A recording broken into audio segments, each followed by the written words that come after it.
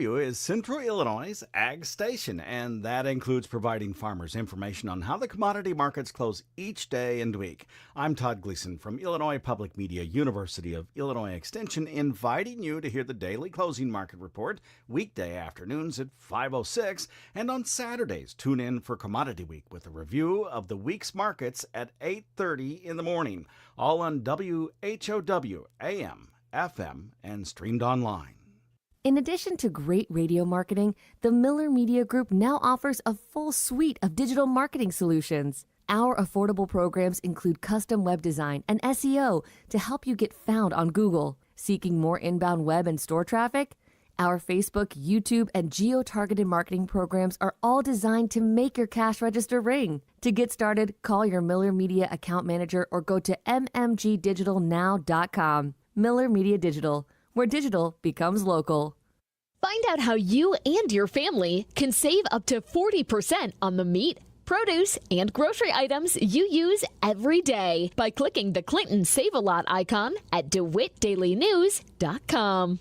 Peterson Insurance Services in Clinton is a 2014 Pekin Insurance Illinois Agency of the Year. Jay Peterson here from Peterson Insurance. Find out about Pekin's auto, home, or life insurance by clicking on our icon at DeWittDailyNews.com. News time is 8 minutes after 8 o'clock on this Thursday.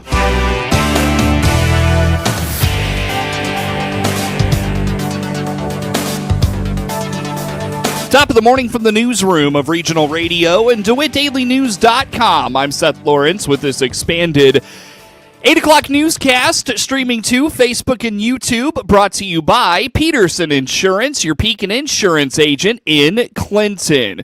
Well, a quick look at the storm damage from those storms on Wednesday night, as we got some pretty nasty weather throughout the evening on Wednesday. Mostly, though, limited to just some localized flooding and even some wind damage. City of Lincoln had some significant wind damage, although that was actually earlier in the day on Wednesday. Otherwise, there was the usual spot of flooding in Clinton at the Van Buren Viaduct there by the subway in Clinton. IGA closed traffic for a short time in Clinton. There was some flooding in Maroa and on 51.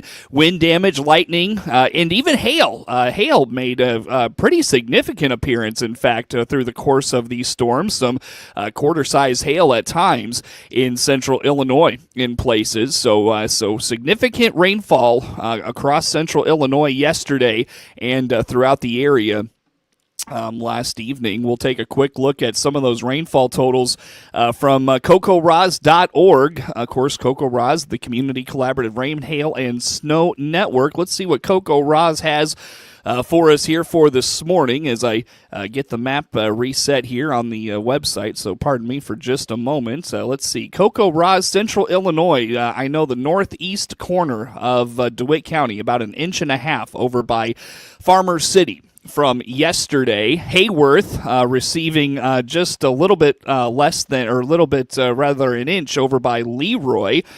Map a little slow to load here this morning. Bloomington normal reports ranging between an inch and a tenth, an inch and a fifth, inch and a third, even an inch and a half on the outer edges of Bloomington normal yesterday. 8/10, there we go, in Hayworth.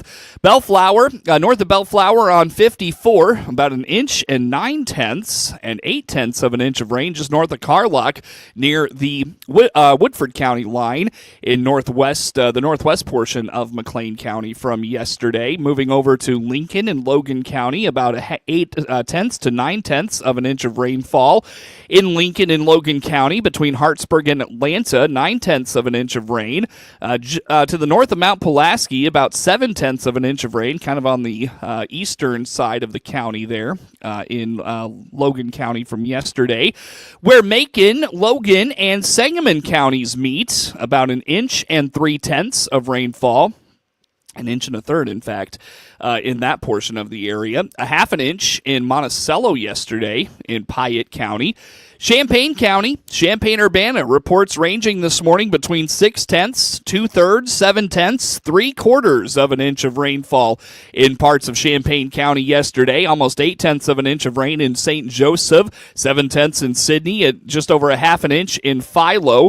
Reports in Mahomet ranging between 9/10 and just over an inch of rainfall, between 9/10 and an inch of rain in Rantoul, and north of Fisher in the northwest corner of Champaign County, an inch and a quarter. Elsewhere in central Illinois, the Springfield area reports ranging between an inch and a tenth, even an inch and 3/10 just outside of Riverton along 54. South of Springfield, around the Chatham area, reports ranging between an inch and 4/10 and an inch and a half. Menard County, Petersburg, around a half an inch to 7/10 of an inch of rainfall. The Peoria area reports ranging between 9/10 and just over an inch of rain, kind of on the west side of Peoria.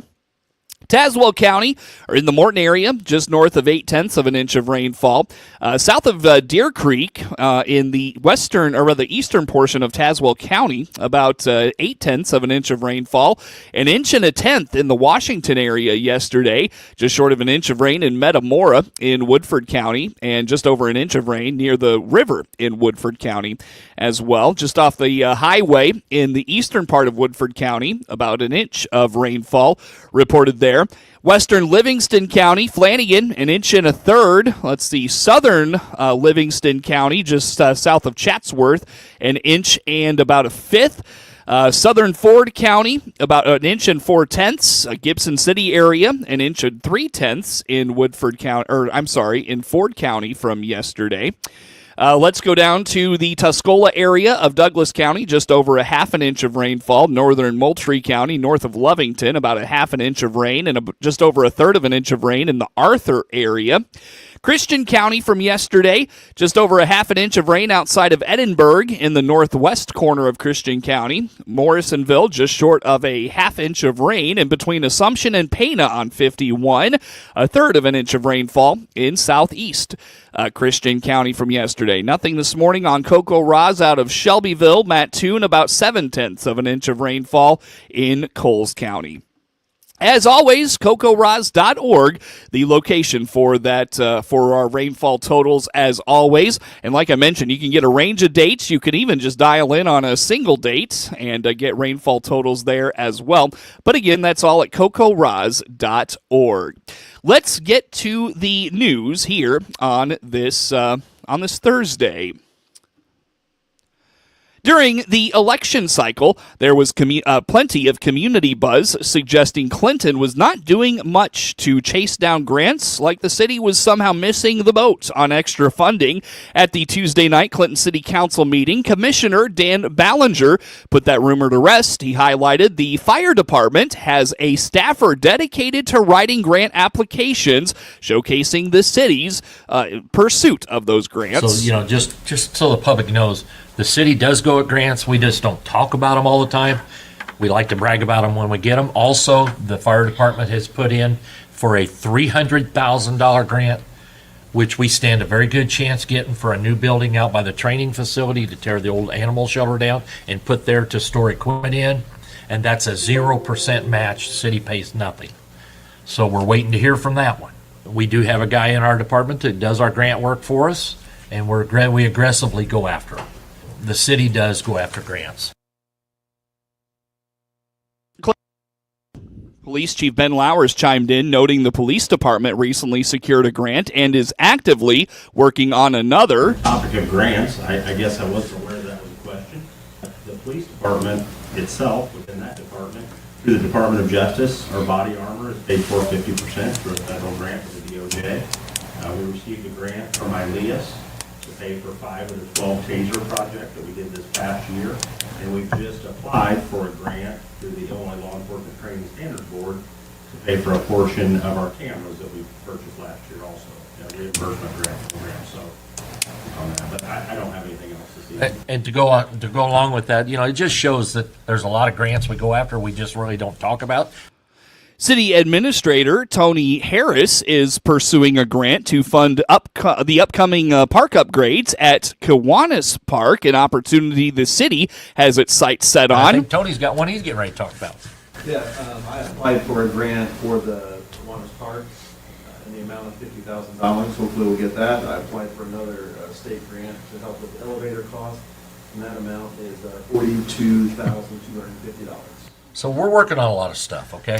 The Kiwanis Park Playground grant is through T-Mobile's Community Improvement Program, a smart move Clinton's not passing up. Addressing social media rumors is becoming somewhat routine at city council meetings, but Clinton's grant efforts often show the facts outrun the chatter. The C.H. Moore Homestead opened for the latest season this week. Joey Long, executive director of the DeWitt County Museum and C.H. Moore Homestead, explains this year the museum will focus on the connection between C.H. Moore and President Lincoln. Well, I think this year we're going to focus a little bit more on the C.H. Moore and Abraham Lincoln connection. There are a lot of really strong ties between the two men that a lot of people don't realize. You know, interesting things about the two men and their lives and the friendship they shared and their partnership and, two of them, doing their lawyering work together and whatnot. So focusing on that. And then that is also, you do not have to be from the DeWitt County area to find that narrative to be interesting, right? Everybody knows who Abraham Lincoln is. Everyone knows the big Lincoln story. But the story of who Abraham Lincoln was before he became the 16th president, the Abraham Lincoln of the Illinois Prairie, and what were his experiences here, what were his connections to the people of DeWitt County, like C.H. Moore and the other people of the county, what were Lincoln's experiences here. So these are stories that are lesser known, so you can come and you can hear about someone in history who we all know who Abraham Lincoln is, but you're going to hear stories that you didn't realize, stories that took place right here in DeWitt County. On April 27th, the museum welcomes Guy Fraker, who will detail the relationship between Lincoln and Anne Rutledge, believed to have been Lincoln's first sweetheart. We open for this season on April 1st, and then on the last Sunday of April, we are going to be welcoming my dear friend Guy Fraker to the museum. Mr. Fraker's written a couple of scholarly books on Lincoln. He does tours on Lincoln. He gives talks on Lincoln. So we are thrilled to be welcoming him to the museum in April. His topic is going to be Abraham Lincoln and Anne Rutledge. Anne Rutledge and Abraham Lincoln spent time together in New Salem, again, talking about that Lincoln before he became president, right? Illinois' Lincoln. And Anne Rutledge supposedly was Abraham Lincoln's very first sweetheart, but he lost her when she passed away. And so this is something that Mr. Fraker has looked into and studied, and he's going to share his insight into that relationship. So that's a free event that will be taking place in the Carriage Barn in April. Get the full calendar of events for the upcoming season at the C.H. Moore Homestead by visiting chmoorehomestead.org. You can also follow them on Facebook for the latest happenings and information about the newest season. Get news anytime from your computer or mobile device at DeWittDailyNews.com. That's DeWitt County's #1 source for news, police blotter, obituaries, and information anytime. It's always free right at the tip of your fingers at DeWittDailyNews.com. We stream this morning to Facebook and YouTube, brought to you by Peterson Insurance, your Pekin Insurance agent in Clinton.